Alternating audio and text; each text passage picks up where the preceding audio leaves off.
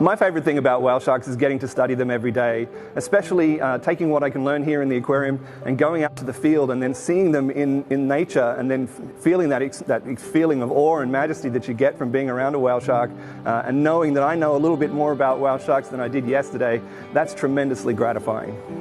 I've been at Georgia Aquarium for nearly 15 years, and the aquarium's been studying whale sharks even since before we opened back in 2004. The whale sharks at Georgia Aquarium are wonderful ambassadors for their species.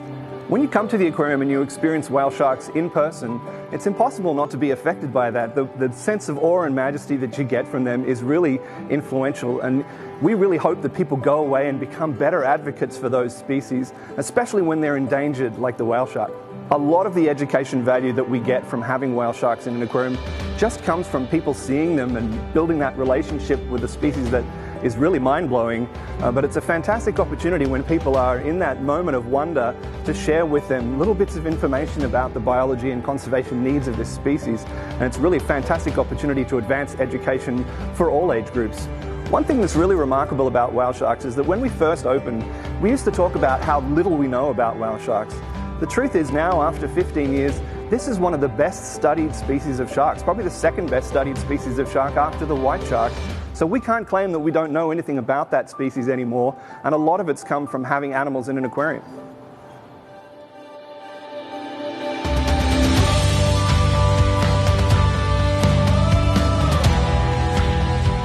When you study species like whale sharks, you have to follow them to where they are, which is anywhere in the world in the tropics, and that's exactly what we've done.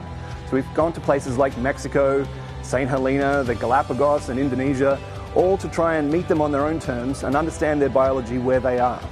So having whale sharks at Georgia Aquarium is a huge help. When we study them in the field, we get to see lots of different animals, but only for a very short period of time. At the aquarium, we see a few animals, but we get to watch them for long periods of time, and that allows us to do a totally different kind of science that's much more in-depth. And when animals pass away at the aquarium, the learning doesn't stop. There's still things that we learn about them after they pass away, samples that we can take, valuable samples that might be nigh on impossible to get in the field, that we can use to continue studying these species even after they've passed away. We know that people will only protect what they love, they'll only love what they'll understand, and they'll only understand what they can experience in a first-person fashion. So when people come to the aquarium and they meet a whale shark for the first time, and they experience that extraordinary sense of awe and majesty that you get from this species, it's hard not to go away from that and feel, I have to do something about the conservation plight of this species. The things that I'd like people to take away from meeting a whale shark, not just the fact that they're endangered and we need to protect them, but just that they challenge so much of what we think of when we think about sharks. We think about sharks as big toothy predators, and here the biggest shark of all is completely peaceful, harmless, and covered in polka dots.